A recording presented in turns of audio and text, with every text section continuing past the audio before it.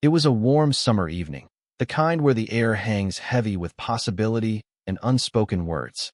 I still remember the way the light from the setting sun filtered through the blinds, casting golden stripes across his face as he said those words that made my heart skip a beat. "I've never been with a guy before," he said, his voice barely above a whisper, before his eyes slowly lifted to meet mine. That look, vulnerable, curious, and somehow both terrified and brave, changed everything between us. But I'm getting ahead of myself. Let me take you back to how this all began, to the series of small moments that led to this confession that now hung in the air between us like an unspoken promise. I met Alex 3 months earlier at a mutual friend's housewarming party. He was standing alone by the bookshelf, examining our friend's collection with genuine interest rather than the performative mingling everyone else seemed engaged in. There was something immediately magnetic about him.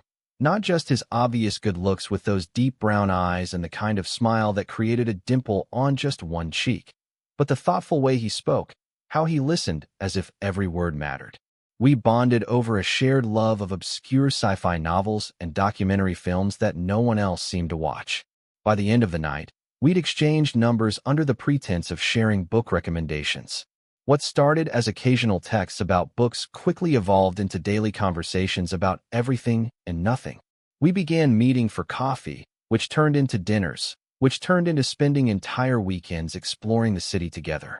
I found myself thinking about him constantly, analyzing our interactions, wondering if the lingering glances and the way his hands sometimes brushed against mine were intentional or just my hopeful imagination. I'd been open about my sexuality from the start, and while he never explicitly discussed his, I had assumed he was straight based on his casual mentions of ex-girlfriends and the way he talked about dating. That's why his words that evening caught me so completely off guard. We were at my apartment, sprawled across my living room floor with takeout containers between us, halfway through a documentary about deep-sea exploration. The conversation had drifted from the film to relationships, as conversations often do when you're comfortable enough with someone to let your guard down. I had been telling him about a particularly disastrous date I'd been on the previous week, laughing at my own expense, when he suddenly grew quiet. "I've never been with a guy before," he said after a moment of silence that stretched between us like an eternity.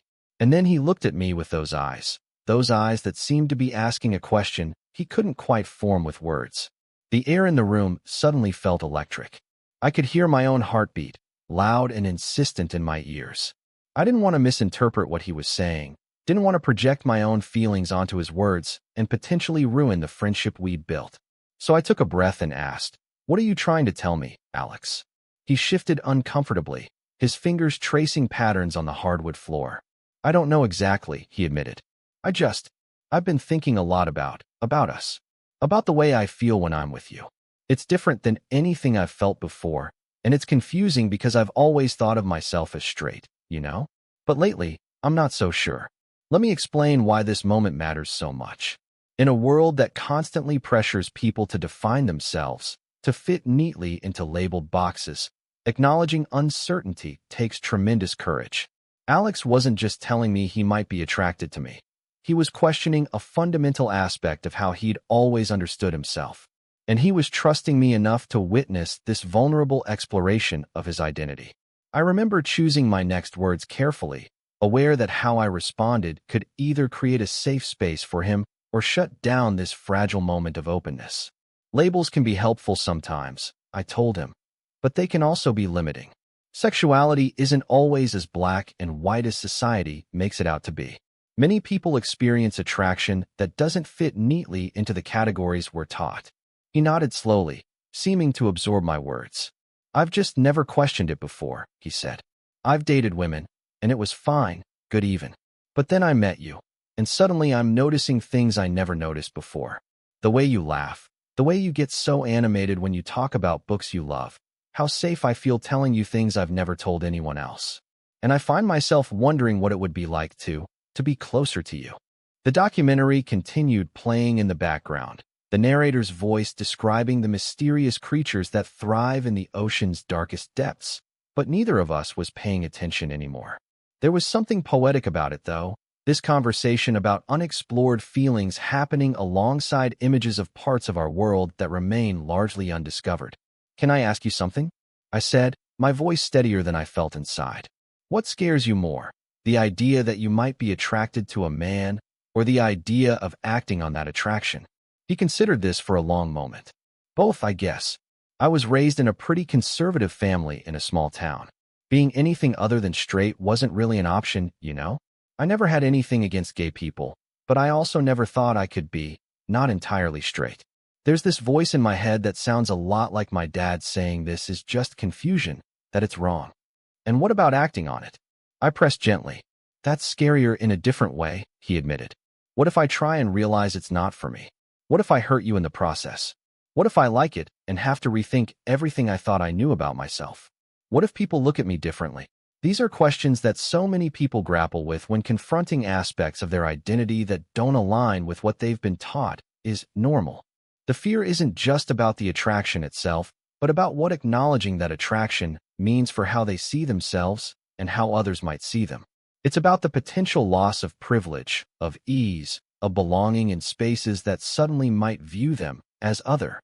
I shared with Alex my own journey, how I'd known I was gay since I was 12 but didn't come out until college, how I dated girls in high school, trying to convince myself I could be what everyone expected me to be, how liberating it ultimately was to live authentically even though it meant losing some people along the way. I told him about the spectrum of sexuality, about how many people experience fluidity in their attraction throughout their lives. You don't have to have all the answers right now, I assured him. And whatever you discover about yourself, it doesn't invalidate your past or dictate your future. You get to define what your sexuality means to you. As I spoke, I noticed the tension in his shoulders beginning to ease. He looked relieved, as if giving voice to these thoughts had already lifted some of the weight he'd been carrying. I've never talked about this with anyone before, he confessed. I didn't even let myself think about it too much until recently. What changed? I asked, genuinely curious about what had prompted this moment of self-reflection. He smiled then, a soft, vulnerable smile that made my heart ache. You did, he said simply. Meeting you, getting to know you. It made me realize there are possibilities I never let myself consider before. And then came that moment, the one I described at the beginning. He looked at me, really looked at me, with an intensity that made everything else in the room fade away. It wasn't just attraction in his gaze. It was trust, curiosity, and a question that hung between us, waiting to be answered. I don't know what this means for me, for us, he said quietly. But I do know that I care about you in a way that feels different from friendship. And I'm tired of pretending that I don't think about what it would be like to kiss you. My heart was racing so fast I thought it might burst from my chest. I'd been attracted to Alex from the moment we met, had developed feelings for him over the months we'd spent together, but I'd buried those feelings deep, convinced they could never be reciprocated. And now here he was, cracking open a door I thought would remain forever closed. We could find out, I suggested, my voice barely audible. No pressure, no expectations, just exploration. And whatever happens or doesn't happen, I'm still your friend. The moment that followed felt suspended in time. The documentary had ended, leaving the room in relative silence save for the distant sounds of traffic outside my window and our breathing, which seemed somehow synchronized. Alex moved closer to me, closing the physical distance between us inch by inch until we were sitting side by side, shoulders touching. I'm nervous, he admitted with a small laugh.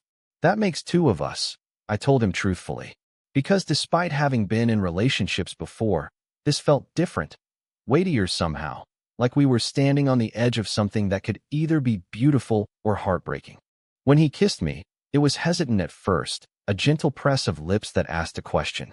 But then, as if something clicked into place, the hesitation melted away.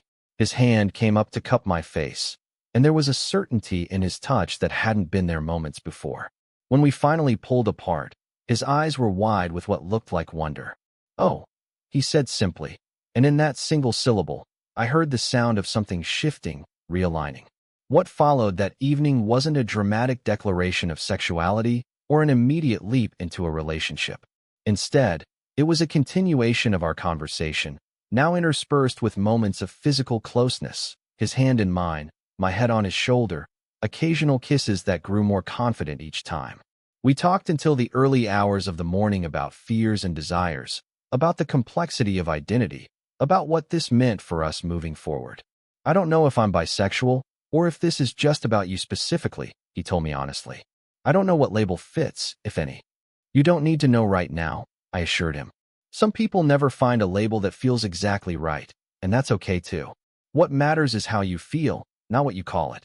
The weeks that followed were a delicate dance of discovery.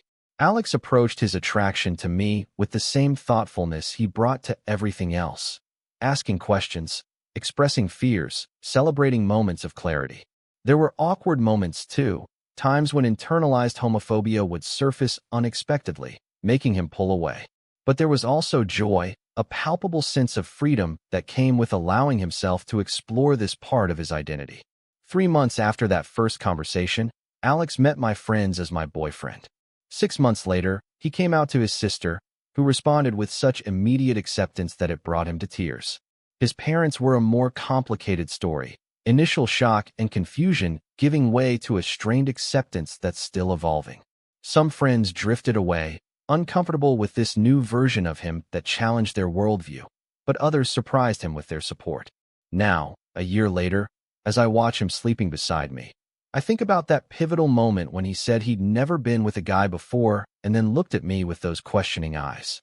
I think about the courage it took for him to voice that uncertainty, to open himself to possibilities that scared him. I think about how many people never allow themselves that openness, how many live their entire lives within the boundaries of who they think they're supposed to be rather than discovering who they truly are.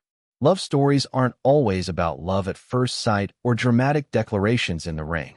Sometimes they're quieter, about two people creating a safe space where they can be vulnerable, where they can question and explore and discover themselves alongside each other. Sometimes the most profound act of love is simply saying, "I don't have all the answers, but I trust you enough to help me find them." If there's anything I've learned from this journey with Alex, it's that identity isn't a destination but a process. That the most authentic connections happen when we allow ourselves to be seen not just in our certainty, but in our questioning too. That sometimes the most unexpected turns in our lives lead us exactly where we need to be. So if you find yourself questioning aspects of your identity that once seemed fixed, or if you're drawn to someone who challenges the boundaries you've set for yourself, remember that exploration isn't betrayal. It's courage. It's growth. It's the most human thing we can do, to remain open to the possibility that there's more to us than we ever imagined. Total_char_count, 13,094.